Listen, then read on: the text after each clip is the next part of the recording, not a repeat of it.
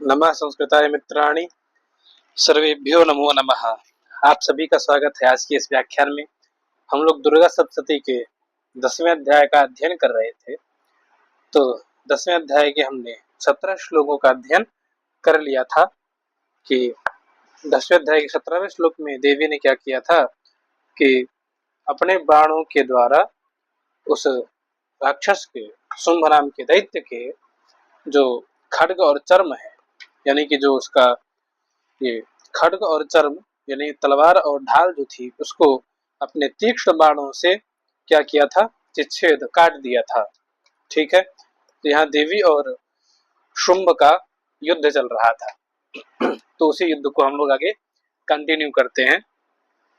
तो आगे इतना सब कुछ होने के बाद फिर हताश्वः स तदा दैत्यश्छिन्नथन्वा विशारथिः जग्राहमुद्गरं घोरम अंबिका निधनोद्यतः। कह रहे हैं कि हत अश्व यानी अश्व के मारे जाने पर, और तदा माने तब, अश्व के मारे जाने पर, अश्व माने घोड़ा, और विशारथी सारथी, सारथी से वियुक्त यानी सारथी के भी मारे जाने पर, और छिन्न धन्वा, धन्वा माने धनुष, धनुष के छिन्न हो जाने पर सदैत्य उस दैत्य ने अंबिका निधन उद्यतः, अंबिका के निधन के लिए उद्यत हुआ उस दैत्य ने घोरम मुदगरम जग्राह, भयानक मुदगर को, जग्राह माने ग्रहण कर लिया। ठीक है, मुदगर नाम का एक अस्त्र होता है, आप लोग सर्च करके देख लीजिएगा गूगल पे। वैसा उसकी आकृति जो है ऐसा होता है, वो ऐसा होकर के, ये ऐसे आकर के ऐसा होता है।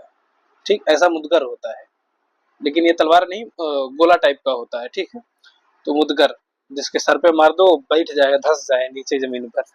ठीक है, तो ये मुदगर होता है, मुदगर की आकृति है ऐसी, लग नहीं रहा है तो आप लोग देख लीजिएगा। तो घोरम मुदगरम जग्राह, भयानक मुदगर को उसने ग्रहण कर लिया, उठा लिया हाथ में। ठीक है, तो चिच्छेदापतस्तस्य चिच्छेदापततस्तस्य मुद्गरं निशितैः शरैः तथापि सोऽभ्यधावत्तां मुद्यम्य वेगवान्।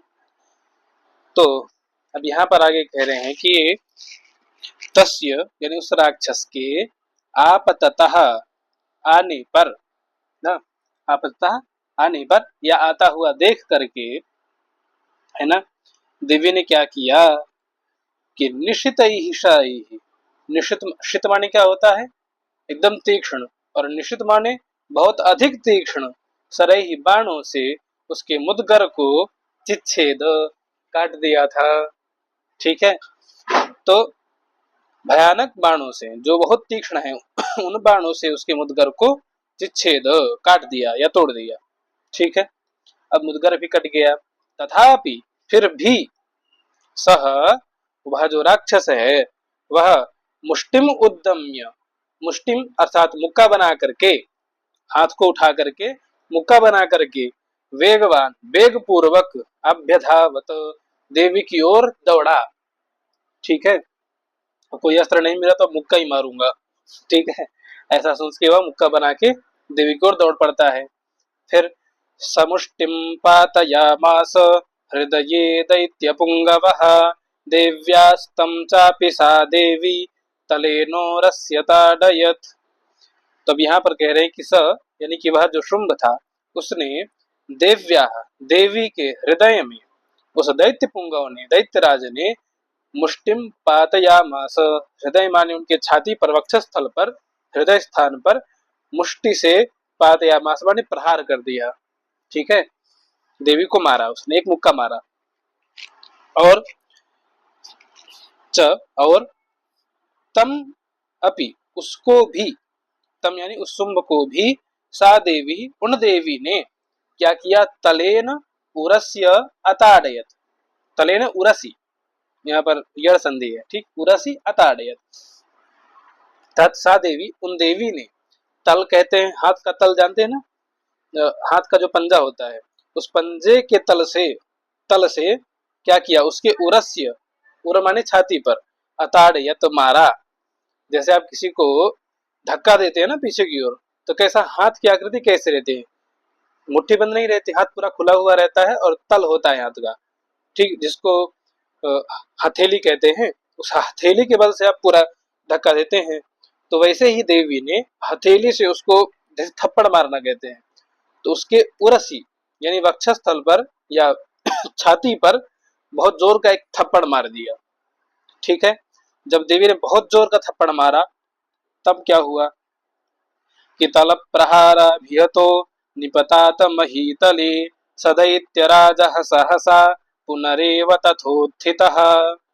और जब देवी ने थप्पड़ मार दिया तो तल प्रहार से अभिहत होकर के, तल यानी कि हाथ के पंजे से प्रहार होकर के, मार खा करके, घायल होकर के, महीतले भूमि पर, निपतात गिर पड़ा। देवी ने इतना जोर का मारा उसके छाती पे कि जमीन पर गिर पड़ा। ठीक है, फिर भी सदैत्य राजा, वह जो दैत्यराज था शुंभ, वह जो है पुनः फिर से न सहसा एव, सहसा अचानक से ही, तथा उत्थिता, तथा माने जैसे पहले था वैसे ही उत्थिता, वैसे उठ के खड़ा हो गया। ठीक है, वैसे ही उठ के खड़ा हो गया। उसके बाद उत्पत्त्यच उत्पत्त्यच प्रगृह्योच्चैर देवीं गगनमास्थितः तत्रापि सा निराधारा युयुधे तेन चंडिका। अर्थात अब जब खड़ा हुआ, च माने और, उसके बाद उत्पत्ति यानी उछल करके ना, ऊपर की ओर उछल करके, और देवी प्रगृह्य, देवी को पकड़ करके ना, प्रगृह्य उच्चैहि गगनम आस्थितः, उच्चैहि माने बहुत ऊंचे, गगन पर, आकाश पर, आस्थितः खड़ा हो गया।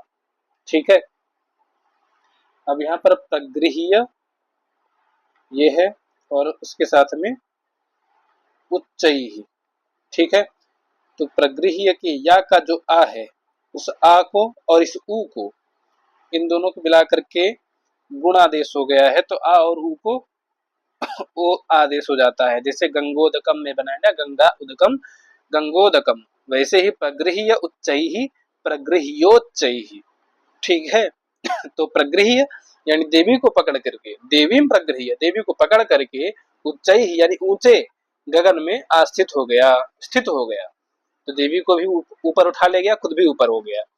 तत्रापि वहां पर भी सा निराधारा देवी, वह जो निराधारा चंडिका देवी हैं, उन्होंने तेन सह यानी उस शुंभ के साथ में युद्धे, युद्ध किया।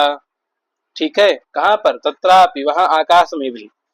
ठीक, तो आगे के नियुद्धम खेतदा दैत्य चंडिका च परस्परम चक्रतुः प्रथमं सिद्ध मुनि विस्मय कारकम।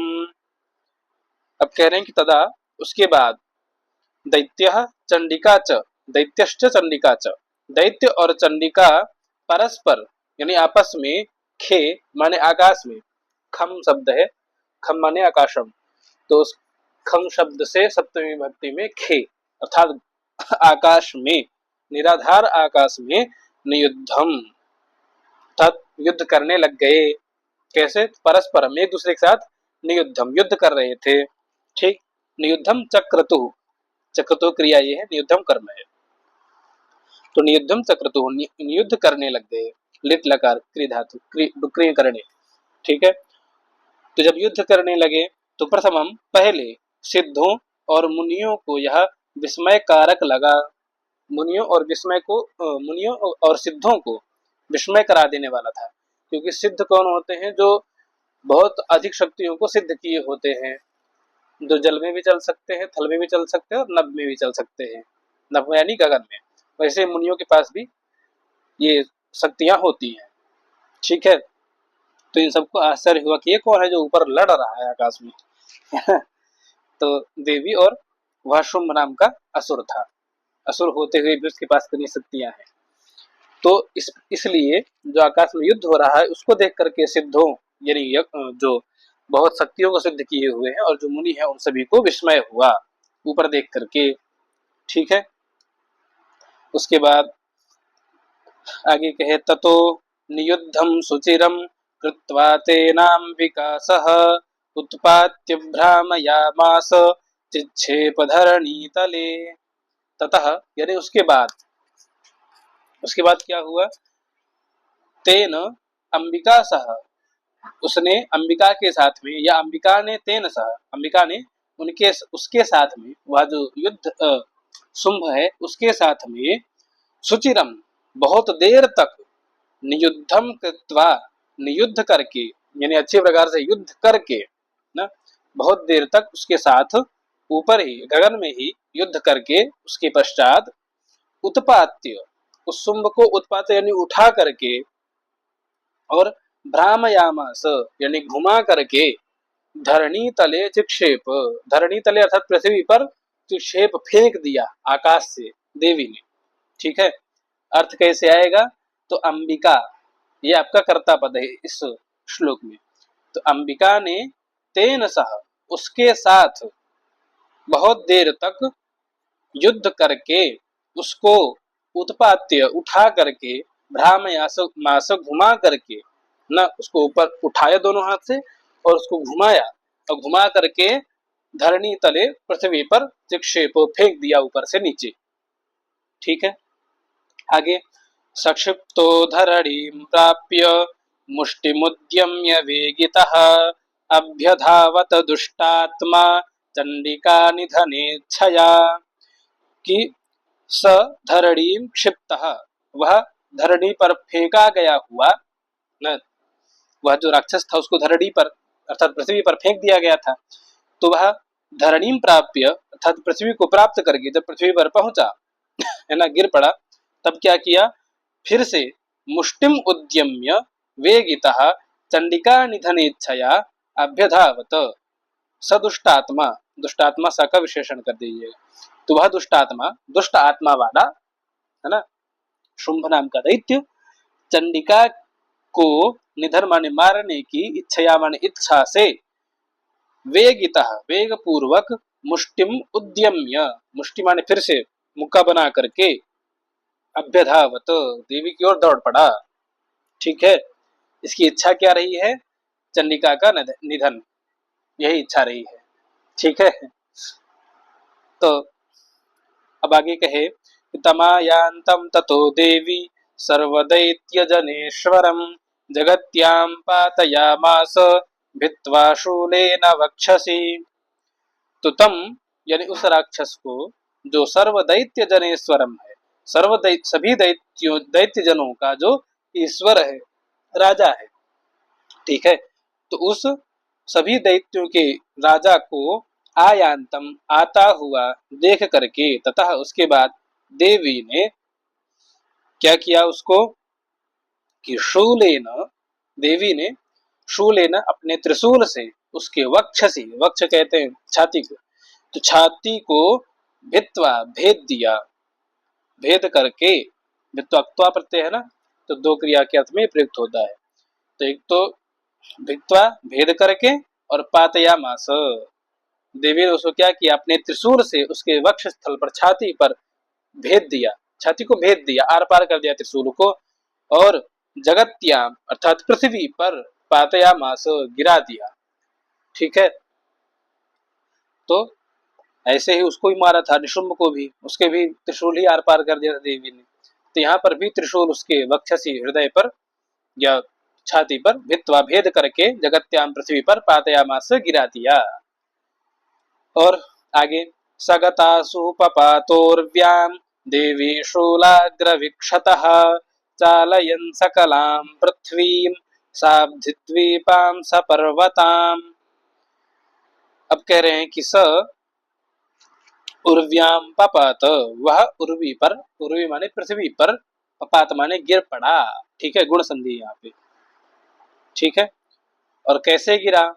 तो देवी शूलाग्र विक्षतः, देवी के त्रिशूल से, निशूल के अग्रभाग से विक्षत हो करके, अच्छी प्रकार से घायल हो करके वह पृथ्वी पर गिर पड़ा। तो गिरने से क्या हुआ? असुहु गत। ठीक है, गतासु में गत अलग करिएगा, असुहु अलग है। ठीक है, असु माने प्राण, असु माने प्राण, तो उसके प्राण क्या हुए, गत चले गए। ठीक है, देवी के त्रिशूल से घायल होकर के जब वह उर्व्याम पपा तो पृथ्वी पर गिरा गिरा तो उसके असु यानी प्राण गत चले गए। ठीक है, उसको छोड़ करके उसके प्राण चले गए, अब केवल शरीर पड़ा रह गया। और गिरा तो कैसे गिरा, सिंपली नहीं गिरा होगा, महादैत्य था। तो क्या किया कि स अब्धि द्वीपाम, अब्धि माने समुद्र, समुद्र के स माने साथ में, सहयोगे स। ठीक है, सहस्य सहस्य सहस्याद अव्ययी भावे, तो सह को स आदेश हो गया नहीं। तो साब्धि द्वीपाम अब्धि अर्थात जल यानी समुद्र के साथ, द्वीपाम समस्त द्वीपों को, और सपर्वताम समस्त पर्वतों के साथ, स समस्त पर्वतों के साथ, जितने पर्वत थे उन पर्वतों के साथ, सकलाम पृथ्वी, सकल माने संपूर्ण पृथ्वी, पूरी पृथ्वी को, चालयन चल कंपनी धातु है, कपाता हुआ, वह उर्व्याम पपात धरती पर गिर पड़ा। कैसे गिरा, तो पूरे समुद्र को, सभी द्वीपों को और सभी पर्वतों को और पूरी पृथ्वी को चालयन कपाता हुआ, वह उर्व्याम धरती पर पपात गिर पड़ा। ठीक है, जब वो हमारा, तो समस्त द्वीप हिले, समस्त है ना जल की राशियां हिली और समस्त पर्वत हिल गए और पूरी पृथ्वी हिल गई, तब वह जाकर के पृथ्वी पर गिरा। ठीक है, उसके बाद ततः प्रसन्नमखिलं हते तस्मिन् दुरात्मनि जगत् स्वास्थ्यमतीवाप निर्मलं चाभवन्नभः। करें ततः उसके बाद, तस्मिन् दुरात्मनि हते उस दुरात्मा के, हते माने मारे जाने पर, अखिलम जगत प्रसन्नम अखिल जगत संपूर्ण जगत प्रसन्न हो गया, प्रसन्नता को प्राप्त हो गया। और स्वास्थ्यम अतीव आप, अतीव स्वास्थ्य को आप माने प्राप्त हो गया, यानी सब लोग एकदम स्वस्थ महसूस करने लगे कि हम एकदम स्वस्थ हो गए। ठीक है, स्वस्थ हो गया। च और नभः यानी आकाश, निर्मलम अभवत निर्मल हो गया, आकाश भी स्वच्छ हो गया। ठीक है, आकाश में कोई आदि तूफान नहीं रह गया।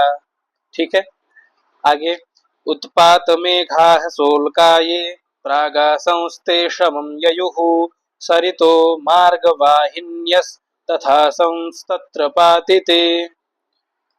तो जो युद्ध हो रहा था, तो युद्ध के कारण न उल्कापिंड गिर रहे थे, मेघ उत्पात कर रहे थे, तो वह सभी न उत्पात सूचका मेघा, तो उत्पात को सूचित करने वाले वह सभी मेघ यानी बादल, और स उल्का जो उल्कापिंड इत्यादि गिर रहे थे, ये माने जो प्राक माने पहले, है ना, पहले जो उल्कापिंड आदि और उत्पात के सूचक मेघ इत्यादि सब बरस गरज रहे थे, वे सभी ते न ते सर्वे वह सभी समम ययुहु, समम ययु माने शांति को प्राप्त हो गए। ठीक है, अब यहाँ पर आसन यानी ये आसन जो थे वह सभी शांति को प्राप्त हो गए, शांत हो गए। ठीक है, समझ में आ गया। यहाँ पर प्राग या प्राग कर लीजिएगा। अब आसन और ते, ठीक है, ये शब्द है। तो ये प्राक आसन जो पहले थे, क्या, उत्पात करने वाले मेघ और उत्पात फैलाने वाले उल्कापिंड इत्यादि, ते वे सभी शमम ययुः शांति को प्राप्त हो गए, शांत हो गए। ठीक है, और सरितः जो नदियां थी, है ना, वह सब भी तत्र पातिते उसके मारे जाने पर, यहाँ पर सप्तमी विभक्ति है ना तस्मिन् दुरात्मनि में, तो सप्तमी पदबोध्य जो होगा वो इसका विशेषण आ जाएगा। तो तस्मिन् उस दुरात्मा के पातिते मारे जाने पर, वहां पर जितने भी सरितें यानी जो नदियां थी वह सभी, तथा यानी कि वैसे ही, जैसे पूर्व में आसन थी वैसे ही मार्ग वाहिनी असन न अपने मार्ग में बहने लग गई। ठीक है, जैसे आसन पूर्व में थी वैसे ही अपने मार्गों में ठीक से बहने लग गई। ठीक है, समझ में आ गया ये? चलिए, तो ततो देवगणाः सर्वे हर्ष निर्भर मानसाः बभूवुर्निहते तस्मिन् गंधर्वा ललितं जगुः। ततः उसके बाद में सर्वे देवगणाः सभी देवता गण क्या हुए? हर्ष निर्भर मानसाः उनका जो मानस था, जो उनका हृदय था, वह हर्ष से निर्भर हो गया, भर गया। न हर्ष निर्भरम बभूवुः हर्ष निर्भर हो गए। ठीक है, और यानी हर्ष से भर गए, प्रसन्नता से भर गए। क्यों भर गए भाई? तो कहे कि तस्मिन निहते उसके मारे जाने पर, उसके किसके? शुंभ नामक दैत्य के मारे जाने पर। और गंधर्वाः जो गंधर्व थे वह सभी ललितम जगुहु, ललित माने सुंदर या मन को प्रसन्न करने वाले, है ना, मधुर गीत, जगुहु माने गाने लग गए। गई गायने धातु है, गई गीति धातु है, तो उसके लिट लकार में जगुहु शब्द बनेगा। ठीक, तो ललितम, ललित माने मधुर गीत या सुंदर गीत, जगुहु गाने लग गए। और अवादयंस्तप तथैवान्ये नृतुश्चाप्सरो गणाः ववुः पुण्यास्तथा वाताः सुप्रभो भूद्दिवाकरः जज्ज्वलुश्चाग्नयः शान्ताः शांता दिग्जनितस्वनाः। अब यहाँ पर कह रहे हैं कि तथैव और भी अन्य अन्य जो देवगण थे वह अवादयंस्त, देवगण नहीं गंधर्व, जो अन्य गंधर्व थे वह अवादयंस्त माने बाजे बजाने लग गए। और च अप्सरोगणा जो अप्सरों का गण था, अप्सराएं जो थी वह सभी अप्सराएं ननऋतुः ननर्त ननऋतुः ननऋतुः। ठीक, तो ननऋतुः ननऋतुः माने नाचने लग गई।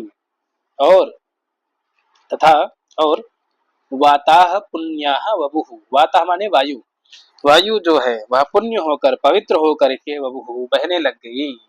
ठीक है, पवित्र वायु बहने लग गई। और दिवाकरः अर्थात जो दिनम करोति इति दिवाकरः जो दिन करता है, यानी दिन माने जो सूर्य है, दिवाकर माने सूर्य, क्या हुए? सुप्रभः अभूत, यानी अच्छी चमक वाले हो गए, अच्छी कांति वाले हो गए। ठीक है, और शांताः अग्नयः जो शांत हो चुकी थी यज्ञशालाओं की अग्नियां, वह सभी जज्ज्वलुः चमने, और वह सभी जज्ज्वलुः माने जल पड़ी। ठीक है, और शांता दिग्जनितस्वना, दिग्जनित अर्थात दिशाओं से जो जनित यानी उत्पन्न हो रहा था, स्वन माने शब्द या नाद, वह सब भी शांता शांत हो गया। ठीक है, तो शांता इधर जाएगा और शांता इधर जाएगा। ठीक है, तो जो अग्नियां शांत हो गई थी वह सभी जलने लग गई, और जो दिशाओं से उत्पन्न होकर के स्वन यानी शब्द आ रहे थे वह सब भी शांत हो गए। तो इस प्रकार से इस अध्याय में ये जो शुंभ नाम का दैत्य था वह भी शांत हो गया।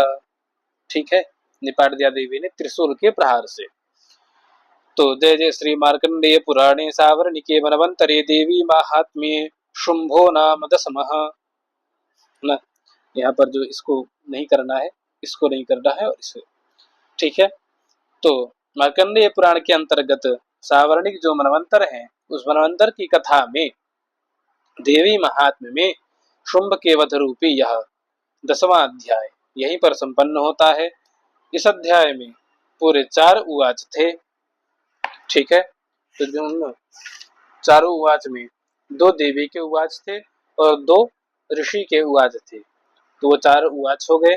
अर्ध श्लोक एक था जो ये 32वां है, और श्लोक जो है पूरे श्लोक जो है वह 27 पूर्ण श्लोक थे। इस प्रकार से 4 और 1 5, ठीक है, और 27 5 32, तो ये 32 श्लोक पूरे इस 10वें अध्याय में थे।